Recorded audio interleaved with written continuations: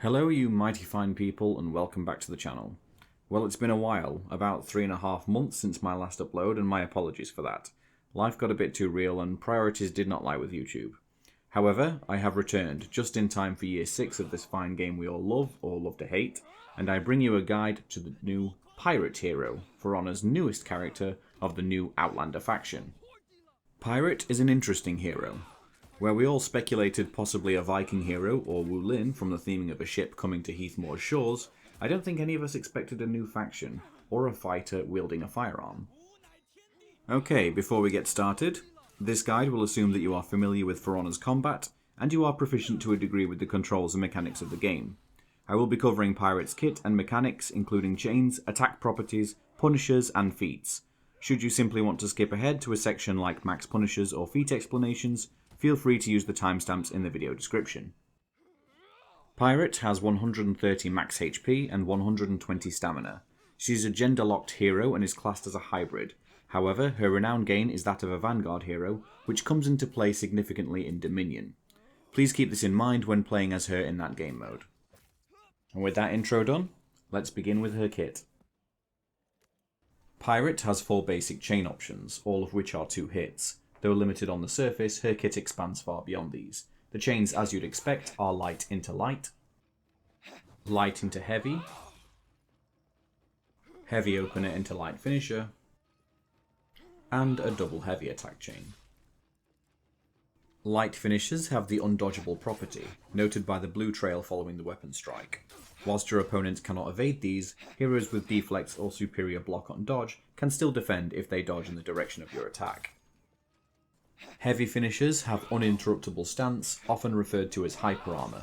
Your hero will briefly flash white during an attack with this property. Use them to trade hits with your opponent. Grand Cavalier is Pirate's side heavy dodge attack. It has a fixed input at 300 milliseconds into the dodge, but it can be target swapped mid-dodge. Grand Cavalier acts as a chain starter. Whilst on the topic of dodges, Pirate can cancel all attack recoveries into a dodge from between 200 milliseconds to 300 milliseconds into the attack's recovery. You can utilise those dodge cancels with one of Pirate's premier pressure tools, Dodge Forwards plus Heavy or Cavalier Dance, an attack with quite a few perks. First of all, Cavalier Dance has an input window between 100 and 400 milliseconds into a forwards dodge. The attack is unblockable and acts as a chain starter. The move can also be feinted. Cavalier Dance gains uninterruptible stance at 400 milliseconds into the attack, so can be used to armor through and trade. Being interrupted is possible if your timing is off. The move that keeps on giving though, Cavalier Dance also has a soft feint option at 400 milliseconds in. Pressing guard break will let you soft feint into a GB, allowing you to catch any dodges or parry attempts against you. Pirate's sprint attack can be performed using a heavy attack whilst running towards an opponent. The attack always comes from your left, hitting your opponent's right side guard. Locking on during the attack will allow you to use the move as a chain starter or dodge cancel its recovery. Next to Cavalier Dance, Pirate's other core pressure tool is Walk the Plank. An unblockable attack with good damage and most of all accessibility. It can be performed by using backwards movement and a heavy attack after any attack except another Walk the Plank. The move will pin the opponent in place for 1600 milliseconds. You can cancel out of the pin with a dodge, however if left to finish naturally, Pirate will kick the opponent forwards, which is capable of causing a wall splat, which in turn will confirm further damage. Just like Cavalier Dance, Walk the Plank can also soft feint into a guard break, and can be cancelled normally with a regular feint too. Utilise the soft feint GB option when predicting a dodge or parry reaction from your opponent. Pirate's zone attack is generous with a low stamina cost of only 30, but a little bit slower compared to other zones. The attack always comes from your right side, hitting your opponent on the left. Zone attack can chain into finishers, walk the plank, or the recovery can be dodge cancelled. All this talk of Pirate's sword attacks, and now it's time to talk about the gun. After any heavy attack, with the exception of the zone attack, pressing guard break will see Pirate use Pistol Blast. If the heavy attack in question hits your opponent, that is to say it is not blocked, then the pistol shot is guaranteed. It is an unblockable bash that deals 5 damage when used in this context. It costs 6 stamina to use, however it costs 15 stamina when used during Walk the Plank. The Pistol Blast can be recovery cancelled with a dodge, or it can be used to chain into finishers or Walk the Plank. Pistol Blast changes when the preceding heavy is blocked or dodged. For the sake of simplicity, I'm going to call this Pistol Grab. You'll also initiate Pistol Grab if you land a heavy, but target swap to another opponent as you press guard break. Pistol Grab is a little slower and therefore not confirmed. It also has the highest stamina cost of 15. It deals more damage to compensate for this, however, and retains the ability to chain into finishers, walk the plank, or dodge cancel its recovery. Before going over the punishers, let's cover a moveset interaction Pirate has with her unique feats. All of Pirate's unique feats can be used as part of her chain, or used to start chains. In particular, her Tier 1 and Tier 3 feats are both gunshots, which can be confirmed damage when used as a substitute for the confirmed Pistol Blast. Keep this in mind when performing punishers in game modes with feats active. Okay, let's talk punishers. A guard break will net you a heavy attack plus Pistol Blast for 25 damage. Direction of your heavy doesn't matter. Heavy parry will net you a light attack for 12 damage, or you can opt to spend a little more stamina and confirm a zone attack for 15. In 4v4, your Tier 3 feat trick shot can also be confirmed off of a heavy parry. Off a light parry, you can get a heavy into Pistol Blast for 25. Or if you're in 4s, you can confirm a heavy into one of your pistol feats, trick shot being the optimal choice. A light parry will also get you a raw activated gunpowder surprise. If you are out of stamina and manage to get a guard break, you can get a light for 12 damage. Same again if parrying a light attack when out of stamina, you can get a light of your own.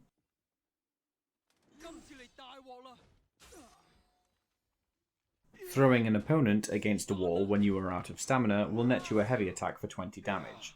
The timing is pretty generous here. Now for normal wall throw punishers. It gets pretty hectic after this one, but for a regular wall throw you can get a heavy plus Pistol Blast. The caveat here though is that because your opponent hit the wall, Pistol Blast will hit during damage reduction, so your total will only be 22. So in this instance it's better just to do a standard GB punish.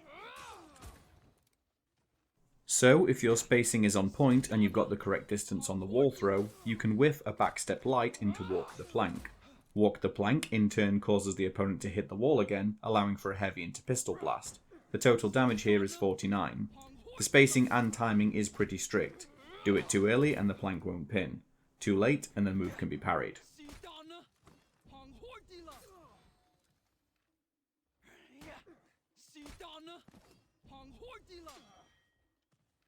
Should you cause your opponent to hit the wall because of Walk the Plank, and the spacing is correct, you can again backstep into a light attack, then go into Walk the Plank, and follow up with a heavy into Pistol Blast.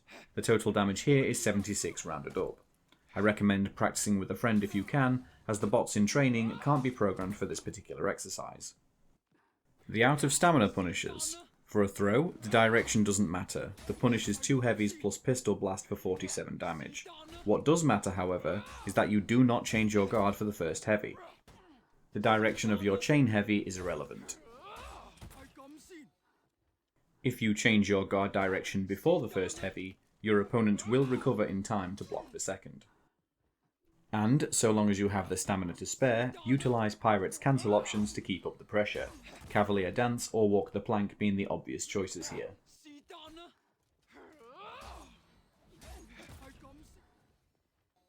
For an out of stamina parry, one punish you can do is light, heavy and Pistol Blast for 39 damage. You will need to slightly delay that initial light though. You'll know it's been done correctly when your opponent staggers after the gunshot.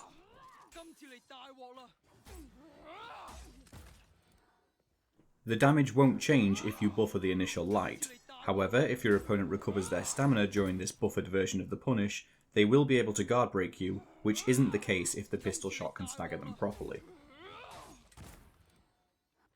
Though for a little more stamina, a more optimal punish is Zone Attack into Heavy and Pistol Blast for 42.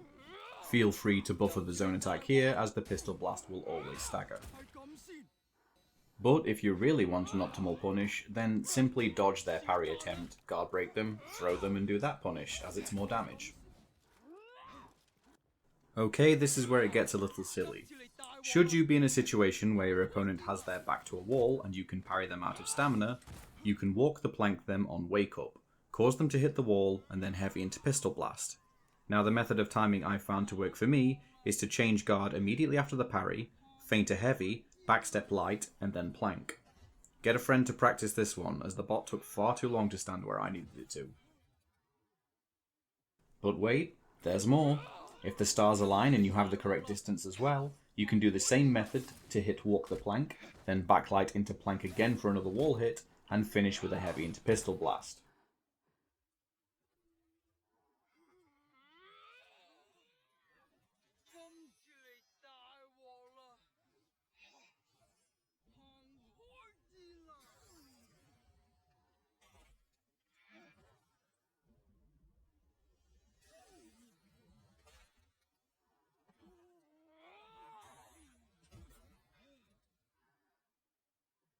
And this punish also works for throws too if all the spacing is correct.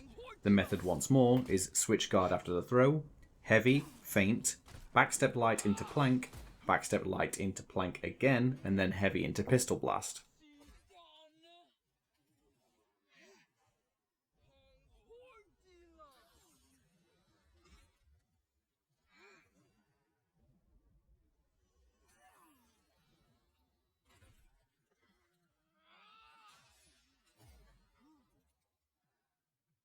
Pirate's unique feats are more unique than any, as they can be used mid-chain or to start chains. Tier 1 Armor Piercing Slug has a 90-second cooldown. It deals 10 damage and lowers the target's defense by 20% for 10 seconds. And like all projectile feats of this nature, you can do this.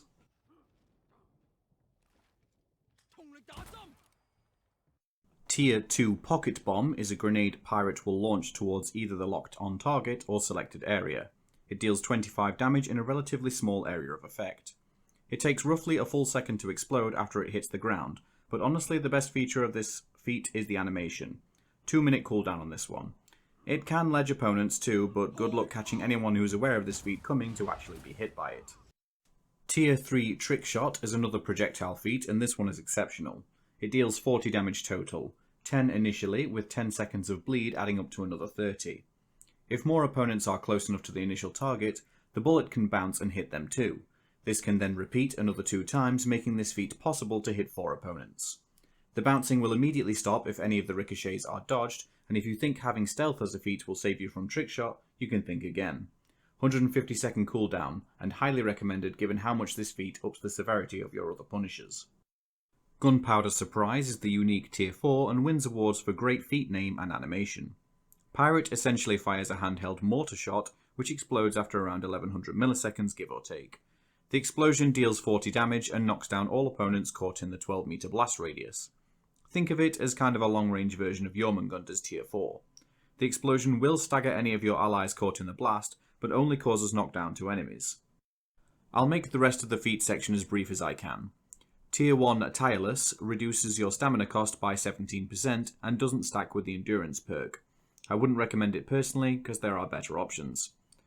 Tier 2 Bloodlust, however, is recommended given the underwhelming nature of Pocket Bomb. 50% boost to damage and damage reduction for 10 seconds after killing a hero is nothing to sneeze at, and will make a significant difference in teamfights or those anti-gang situations. Tier 3 Tough as Nails gives you a max health increase by 10%, so Pirate would have a max health of 143 with this active. Since Pirate doesn't get Bulk Up or Bastion perks, you can't really make her that much more tanky using this, and you'd be taking this feat over Trick Shot. Definitely not recommended, but each to their own.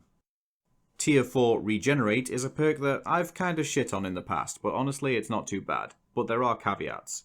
You get 15 HP recovery every 2 seconds when out of guard and not out of stamina. All you can do is stand still or walk, and it takes about 3.5 seconds before the feat activates under these conditions. The recovery is excellent and it does have its uses, like standing on the edge of teamfights to heal, or if you don't have any better Tier 4 choices. It's much better in Breach due to healing being more scarce, and it lets you walk with the ram or avoid leaving objectives to use the dedicated healing zone. It would be decent in Tribute too, to guard the offerings, but nobody ever plays Tribute. Okay, final four. Tier 1 Bounty Hunter is one of my personal favourite feats even after the nerf. 20 HP recovery and full stamina immediately after a hero kill. The benefits of this feat are self-explanatory really. Full stamina to stay on the offensive, and that recovery simply keeps you in that fight for a little bit longer. Tier 2 Thrilling Comeback is one of those feats that's usefulness is entirely dependent on your opponents. It will help you stall a point if you're getting ganked, but if your opponents are competent enough to not feed revenge in the first place, then this feat won't do you that much good. The joys of matchmaking, so when taking this feat just know that your mileage may vary. Tier 3 Punch Through. You do more damage on chip.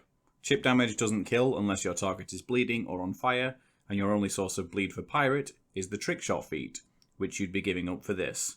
This is a no-brainer here, don't pick it. Once unique only to Tiandi, Tier 4 Indomitable grants a shield when at critical health. It can come in clutch to help win a fight or stall enough for revenge, and it's by no means a bad feat. Your competition here is Gunpowder Surprise or Regenerate, so you might find yourself wanting to experiment with different Tier 4s depending on the game mode that you're playing, and whether or not you have friends playing with you, because if you do, they can coordinate damage from the knockdown your unique Tier 4 will provide. Despite the allocation of Hybrid, Pirate gets access to typical Vanguard perks. Endurance does nothing for you if you choose to run the Tireless feat, but since that's the weakest Tier 1 option, feel free to get this. Fresh Focus is a decent pick to help you recover when you're out of stamina, and does complement Tireless, so again another decent choice, and also acts as a good defense to your opponents using feats like Ki to instantly drain your stamina. I would recommend Headhunter and Devourer, as extra max HP and extra healing are obviously quite valuable, if you can get the executions, even if Pirate doesn't have any particularly fast ones. Your other choices are all lackluster and very situational.